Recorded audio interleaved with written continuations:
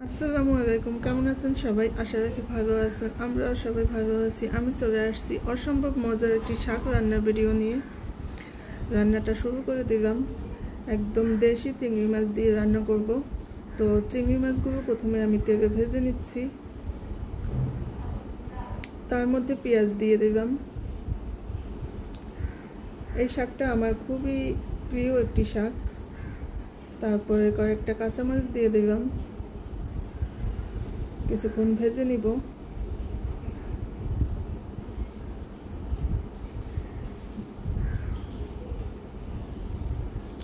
তারপরে আমি এখন মশলা দিয়ে দিব, হলুদ, মরিচ, তারপরে লবণ, এইসব দিয়ে একটু পানি দিয়ে কষিয়ে নিচ্ছি।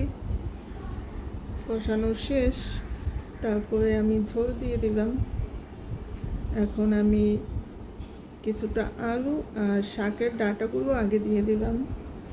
এটা একটু সিদ্ধ হওয়ার পরে আমি শাকগুলো দিয়ে দিচ্ছি। এটা হলো লাউ শাক। এই শাকটা আমার অসম্ভব পছন্দের একটি শাক।